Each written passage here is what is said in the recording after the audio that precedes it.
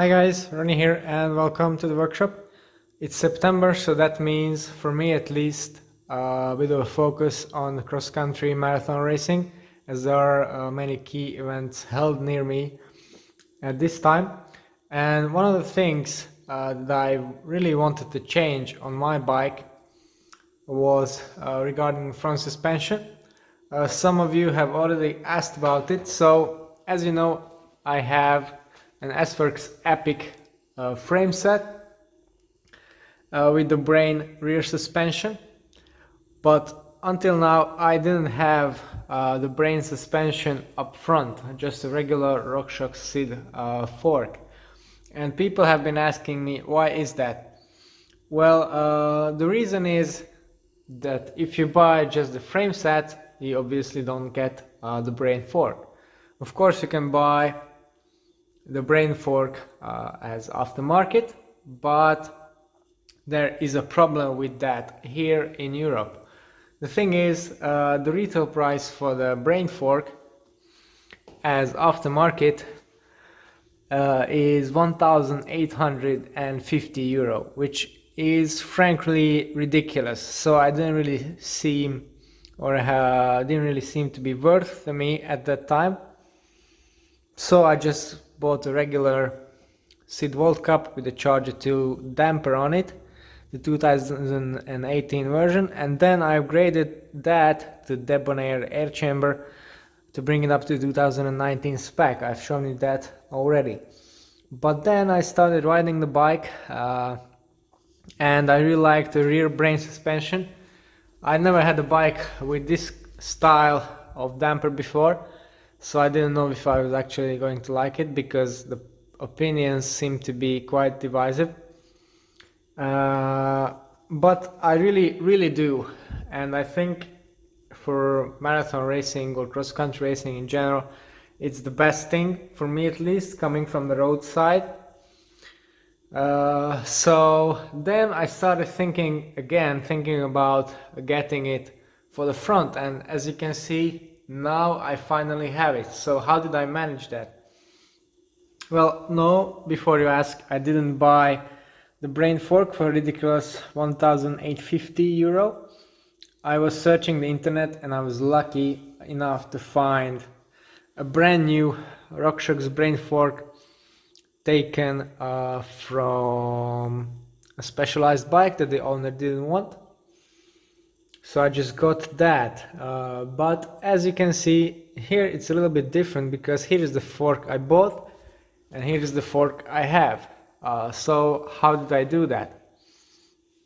Well, essentially all SID World Cup forks of the newer generation are exactly the same, which means that you can easily swap between the air springs, between the dampers, etc. And since, unlike mine, this was a brand new fork with a longer steerer that's been cut for a size large bike, I think, I decided that it would be more clever, although a bit more complicated, to just take the damper from this fork and put it in mine. So that's exactly what I've done. Another thing that plays part in that was the fact that I already have the Debonair chamber in my air spring, so I left that as it is. Same for this side. So all I really needed to change the damper, pull the damper out of this, the Charger 2 damper. I will have some pictures of them here.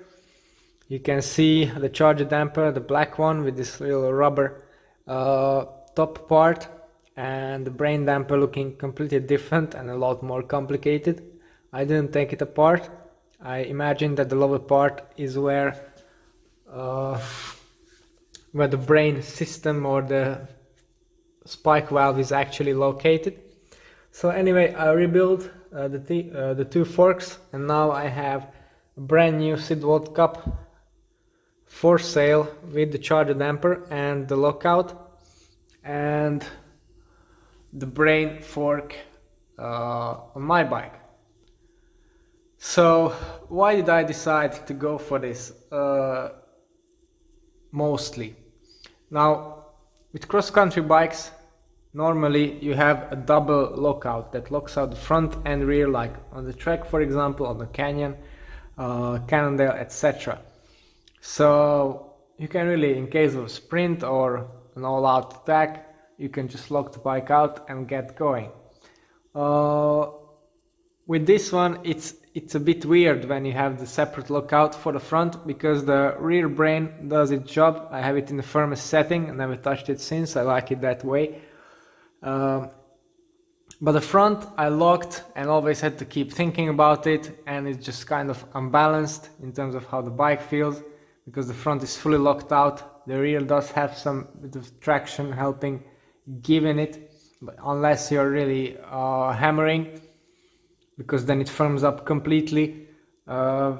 So it was very unbalanced, and I just didn't like the unsightly lockout, because now I have the axis shifting, so no cable there. I just have the two brake hoses, or had, and this, and aesthetically for me it was killing it, and functionally as well, because I really lock out, you constantly need to think about doing it. If you have your forks up for marathon racing, so a bit on a softer side compared to an XCO, for example, where you're riding at higher intensity, then also that softer fork, if you decide to, for example, just climb out of the saddle to alleviate your legs or back a bit in a long climb, then you constantly need to think, because if you don't lock it out, the front end just keeps bobbing a little bit, which is, for me, it's annoying, because I come from a road bike or a cross bike, and if you lock it out, then it's fully solid, and if you're on a bit of a technical climb, that's a problem, because you don't have as much control anymore.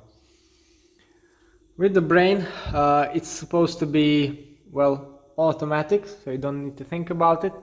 Yesterday I only had time for a quick Zift session only after rebuilding the two forks, so I'm going to try it out today so you can see my impressions on Strava this afternoon, I think. For now, I left it in a bit of a harder setting, but I already tried the fork out outside, just on the street, and it performs, well, to be honest, exactly like the rear.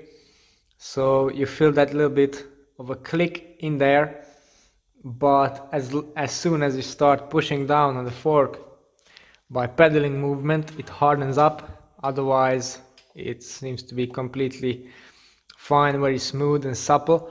So I'm really curious about this one. Aesthetically, for sure, you can see nothing really in there, just the two brake hoses, and that's it, which I probably could have cut a little bit shorter, to be honest, now that I'm looking at it. So very nice indeed. Also, now I have the full length silicone grip. This of course isn't as comfortable as silicone grip on a long ride. So yeah, really curious about how it performs. In terms of weight between the two systems, I don't really think there's a huge difference, but I didn't check, to be honest.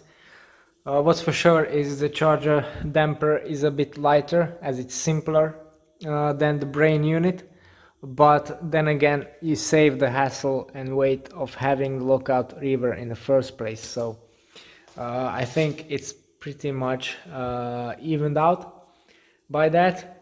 One thing I didn't get in this fork that I was hoping for but didn't check is the shorter offset. Now the Epic as original comes with a 42mm offset fork. This is standard 51, and surprisingly this is too. So I guess this fork must come from the Epic hardtail, because as far as I know, all the Epics or the full suspension ones came with 42mm offset, which should change the handling a little bit, if for better or worse. I think that's personal, so I can't really test that for you, but as far as handling goes with this bike, I'm very satisfied, so no issues there. I'll just have now the automatic lockout front and rear, which will be a more balanced ride and less involved in terms of having to lock out the fork separately. So that's all about this bike for now.